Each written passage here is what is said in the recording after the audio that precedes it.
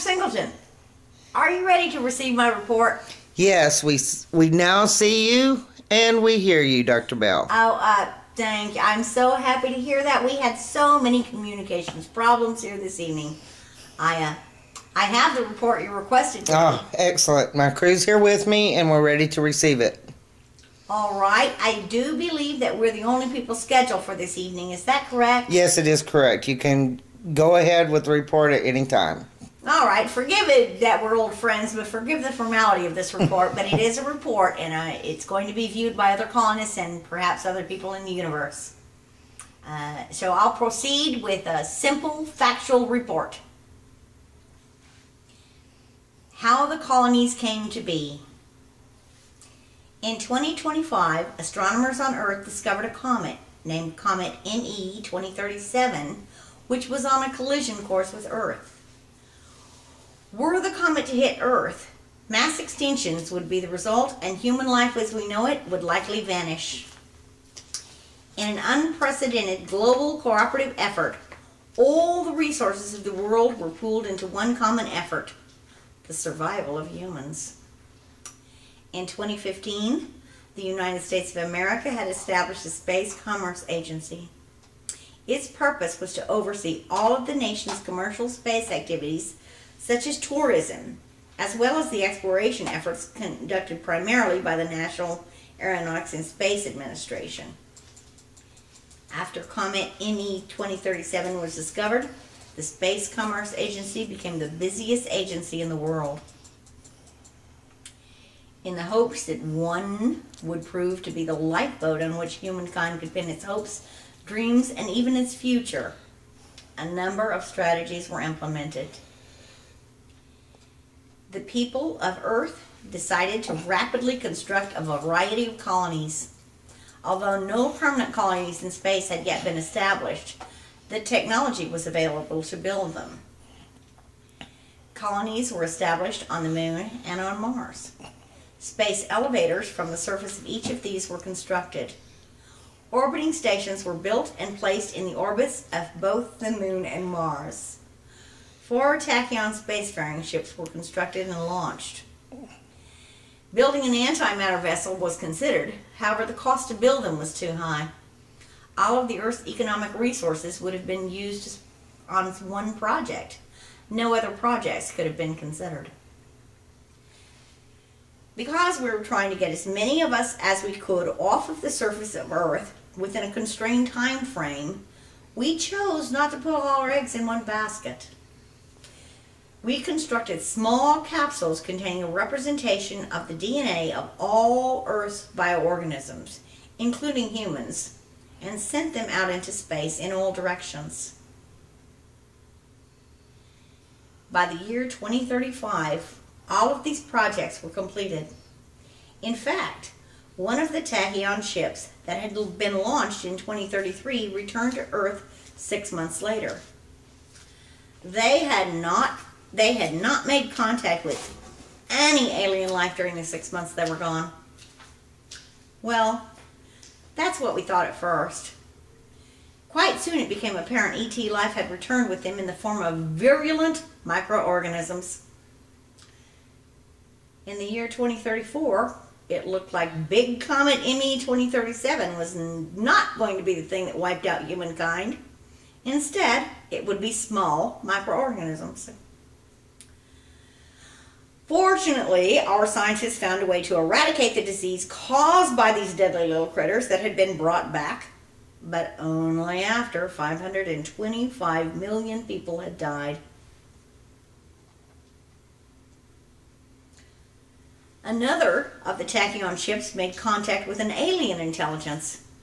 They sent a message back to Earth which read, "Contact has been made. The quintessence of reality is the melding of perception, context, and the ineffable." We received the message. However, the ship did not return, and we have not heard from them again. The valiant efforts to deflect Comet ME 2037 resulted in it breaking into a dozen large pieces and countless smaller ones. 9 of the large pieces impacted with Earth in 2037. Much of the life on the planet was destroyed. However, a few humans in isolated pockets survived. The colonies today. I'll begin with habitats, governances, and objectives.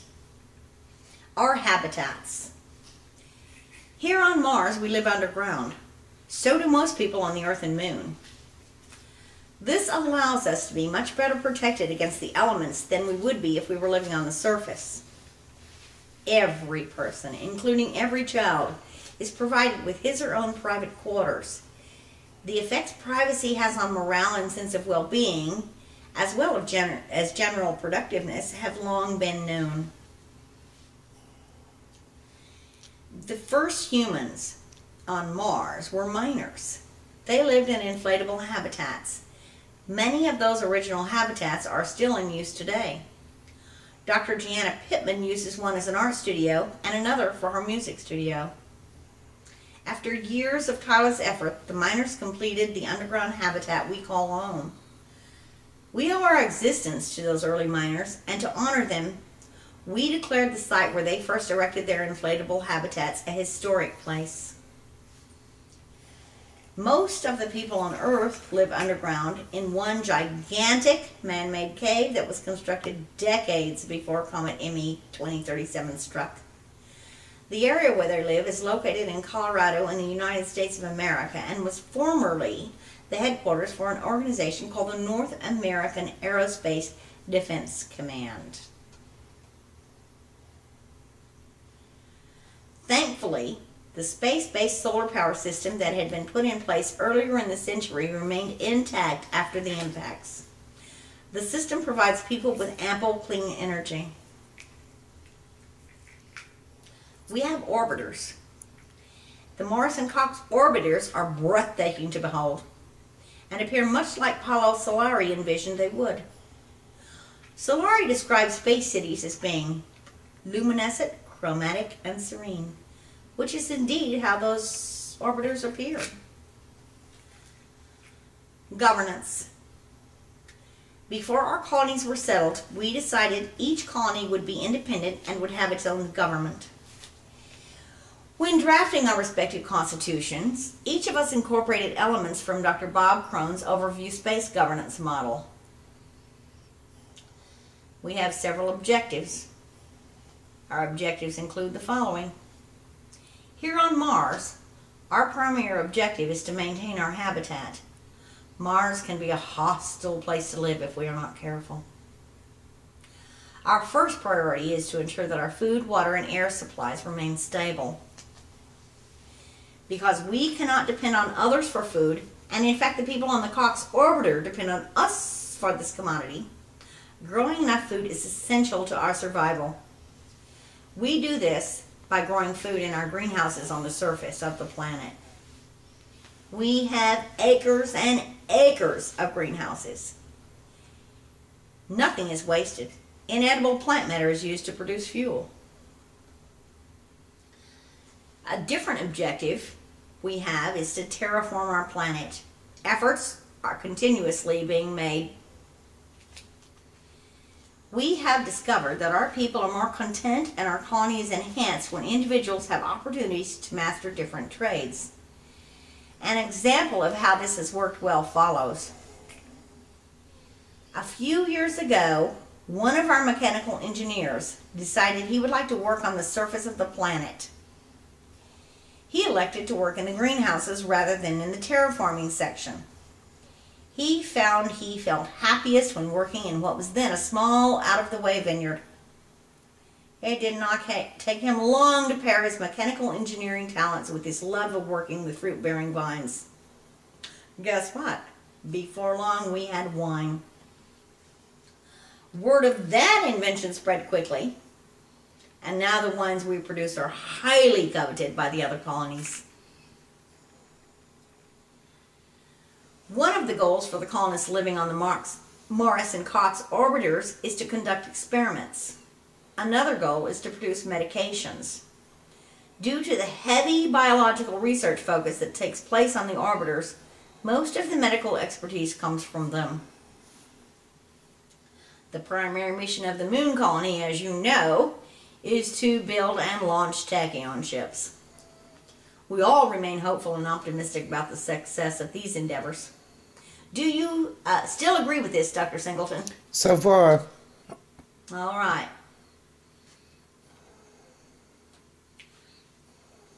Sex and reproduction.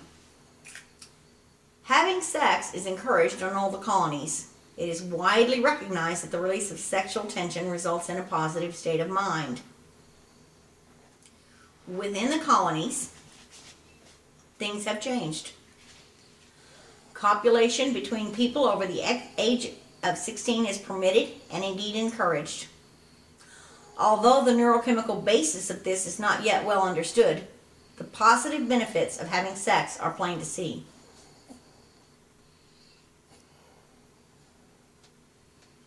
All colonies are provided with exogenesis chambers. Eggs can be harvested from females and fertilized by sperm from males. Currently, all embryos on Mars are grown in our exogenesis laboratory. Initially, males raised a great stink about this.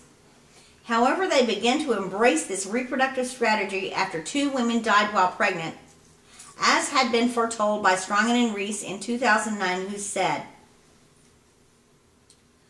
unless pregnant women lived in zero-gravity chambers or large bodies of water, the compromised pelvic bone integrity would make carrying a child to term difficult, even with Mars' lower gravity.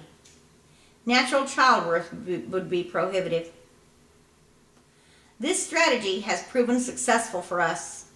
After longer than 40 years, men have come to realize mothers are still as loving and devoted as they were before when they bore live young. Full stop. Am I reading the wrong version? No. Pair bonds. You're fine. I didn't remember doing the habitat, but that's okay, because I'm reading. Pair bonds. Monogamy, once the most common form of mating structure on Earth, is not encouraged on any of the colonies. With the removal of the fear of unplanned pregnancies and all of the benefits that are known regarding sexual intercourse, there is no reason not to pursue multiple partners if desired. Unfortunately, we did not come to this conclusion until after there had been several homicides between romantic rivals. At least one occurrence happened on each the Moon, Mars, the Morris Orbiter, the Cox Orbiter, and even one on the International Space Station. The tradition of monogamy died hard. We Martians hope that someday in the near future, sexual and romantic jealousy will be eradicated, and with it, the attendant violence. Genetic modification.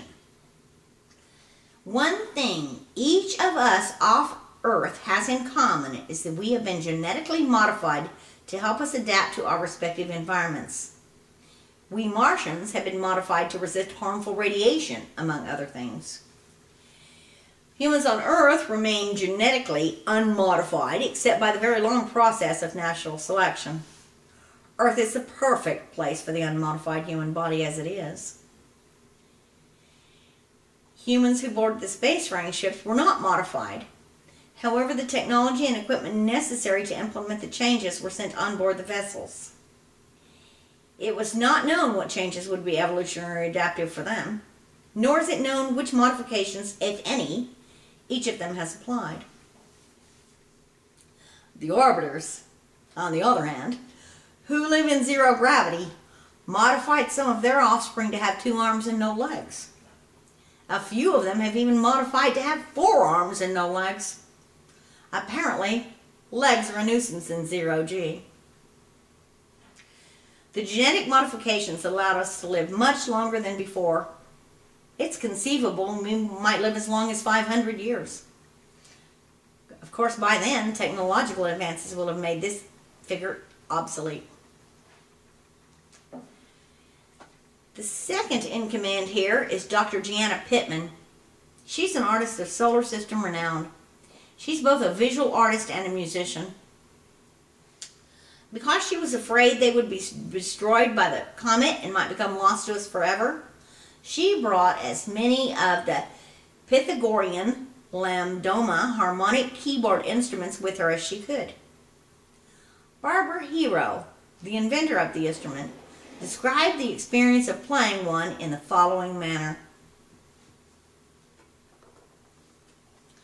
It becomes a kinesthetic experience that can induce a pleasantly altered state, one where there is no anger, only love. I have observed that for many people with problems to solve on the emotional, physical, spiritual, or mental levels, solutions often come instantaneously. The instrument leads to a peaceful, harmonic way of life, as envisioned by Pythagoras in 500 BC, when he strummed his lyre and dissipated anger in one of his disciples. We on Mars, and other colonies too, are immensely grateful to Dr. Pittman for bringing those with her. Without her foresight, we would be without this remarkable healing device.